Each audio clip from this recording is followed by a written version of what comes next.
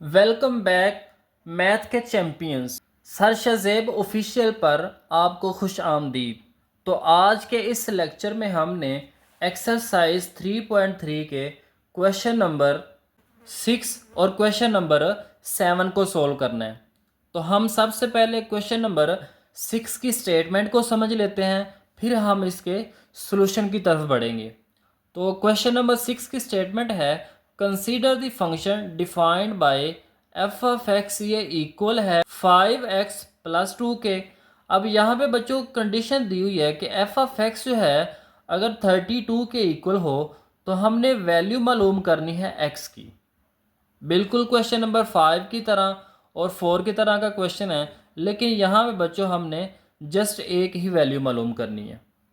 तो चलें हम इस क्वेश्चन को आसान तरीके से समझने की कोशिश करते हैं। अब यहाँ पे बच्चों क्वेश्चन को आपने एक दफ़ा ऐसे ही लिख लेना है। अब क्वेश्चन ये था कि एफ ऑफ एक्स जो है ये 5x प्लस 2 के इक्वल है, और साथ में कंडीशन भी बच्चों दी हुई थी कि एफ ऑफ एक्स जो है ये 32 के इक्वल हो। अब यहाँ पे हमने क्या करना है, एफ ऑफ एक्स की जगह पे 32 लिख लेना है। तो ये इक्वल आ जाएगा 5x प्लस 2 के। अब ये वाली जो वैल्यू है प्लस का 2 बच्चों, इसको हम इक्वल के इस साइड पे लेके आएंगे तो ये माइनस हो जाएगा। तो यहाँ पे आ जाएगा 32 माइनस का 2 और 5x। अब यहाँ पे बच्चों क्या है, 32 में से 2 को माइनस करेंगे तो 30 आ जाएगा, और इधर हमारे पास क्या आ जाएगा 5x। अब 5 यहाँ पे मल्टीप्लाई हो रहा है, इधर आके डिवाइड हो जाएगा। तो यहाँ पे हमारे पास आ जाएगा 30/5 इक्वल टू x। अब 5 का टेबल पढ़ेंगे, 5 1s आर 5 और 5 6 आर 30। तो x की वैल्यू यहाँ पे हमारे पास आ जाएगी 6। तो इस तरह से हम x की वैल्यू को आसानी से मालूम कर लेंगे। उसके बाद हमारे पास क्वेश्चन नंबर 7 की स्टेटमेंट है, consider the function f of x equal to c x squared plus d. यहाँ पे फंक्शन दिया हुआ है जहाँ पे c और d जो है ये कांस्टेंट नंबर है। इफ़ एफ ऑफ 1 जो है ये 6 के इक्वल हो और एफ ऑफ -2 जो है ये 10 के इक्वल हो, तो यहाँ पे हमने वैल्यू मालूम करनी है सी और डी की। क्वेश्चन 4 और क्वेश्चन 5 की तरह का सेम क्वेश्चन है बच्चों। तो आए हम इसके सॉल्यूशन को देखते हैं। अब यहाँ पे सबसे पहले एफ ऑफ एक्स लिख लेंगे कि ये इक्वल है सी एक्स स्क्र प्लस डी के। तो सबसे पहले बच्चों हमने एफ ऑफ 1 मालूम करना है, तो उसके लिए हम क्या करेंगे, पुट कर लेंगे x इज इक्वल टू 1। तो यहाँ पे आ जाएगा एफ ऑफ 1 इक्वल टू सी। अब इस x की जगह पे 1 आएगा, ऊपर हमारे पास स्क्वायर आ जाएगा, प्लस का d आ जाएगा। अब बच्चों 1 का स्क्वायर लेंगे तो ये 1 ही आ जाएगा, और 1 को c से मल्टीप्लाई करेंगे तो c आ जाएगा। तो यहाँ पे हमारे पास एफ ऑफ 1 जो है ये इक्वल आ जाएगा c प्लस डी के।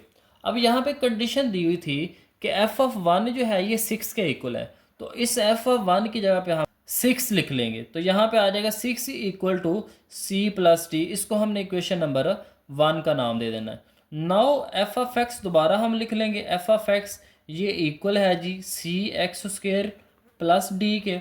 अब हमने एफ ऑफ -2 मालूम करना है, यानी x की जगह पे हमारे पास है -2। तो यहाँ पे हम पुट करेंगे, put x is equal to -2। तो यहाँ पे आ जाएगा f of -2 equal to c, x की जगह पे आ जाएगा माइनस का 2 और ऊपर आ जाएगा स्क्वेयर प्लस डी। अब बच्चों माइनस का स्क्वायर लें तो जब भी इवन नंबर हो पावर में और ब्रैकेट में माइनस हो तो हमेशा आंसर प्लस आता है। माइनस का स्क्वायर लेंगे तो प्लस आ जाएगा, 2 का स्क्वायर लेंगे तो 4 आ जाएगा। 4 को जब c से मल्टीप्लाई करेंगे तो 4c आ जाएगा, और साथ में क्या आ जाएगा d। अब f ऑफ -2 जो है ये कंडीशन के अंदर बच्चों दिया हुआ था कि ये 10 के इक्वल है। तो यहाँ पे हम एफ ऑफ -2 की जगह पे 10 लिख लेंगे। तो इसको हमने इक्वेशन नंबर 2 का नाम दे दिया। अब हम इक्वेशन नंबर 2 में से इक्वेशन नंबर 1 को माइनस कर लेंगे। तो यहाँ पे हम लिख लेंगे सब्ट्रैक्ट 1 फ्रॉम 2। इक्वेशन 1 को हमने इक्वेशन नंबर 2 में से माइनस कर लेना है। तो इसमें से हमने माइनस करना है 2 में से, तो हम 2 वाली इक्वेशन को ऊपर लिख लेंगे। तो यहाँ पे लिख लेंगे 4c प्लस का d इक्वल टू 10, और यहाँ पे इक्वेशन नंबर 1 को नीचे लिख लेंगे सी प्लस डी, तो सी जो है ये 4c के नीचे आ जाएगा और डी जो है ये डी के इक्वल आ जाएगा, और यहाँ पे जो 6 है ये 10 के नीचे लिख लेंगे। अब माइनस कर रहे हैं तो बच्चों इसका साइन प्लस है, इसका भी साइन प्लस का है, तो इनके साइन चेंज हो जाएंगे, सारे साइन चेंज होके माइनस हो जाएंगे। 4c में से एक c को माइनस कर लेंगे तो 3c आ जाएगा, प्लस का d और माइनस का d ये आपस में कैंसिल हो जाएंगे, तो ये आ जाएगा इक्वल 10 माइनस 6। तो 10 में से 6 को माइनस करेंगे तो 4 आ जाएगा।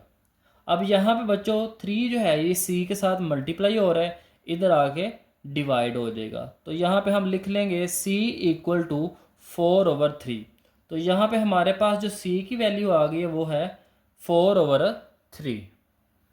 अब हमने बच्चों इस c की वैल्यू को इक्वेशन नंबर 1 के अंदर पुट कर लेना है, तो यहाँ पे हम लिख लेंगे put c equal to 4/3 in 1। तो इक्वेशन नंबर 1 थी c plus d equal to 6, तो c की वैल्यू हमारे पास है 4/3 प्लस का d इक्वल टू 6।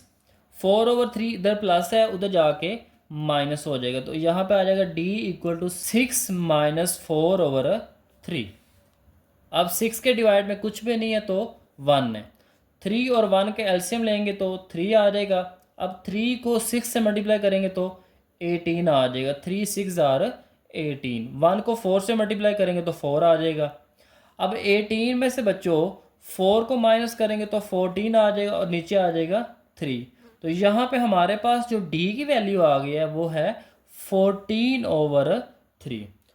तो बच्चों अगर आपको क्वेश्चन समझ आए हैं तो आपने इस चैनल को सब्सक्राइब कर लेना है, ताकि हम रोज़ाना एक दूसरे से मुलाकात करते रहें।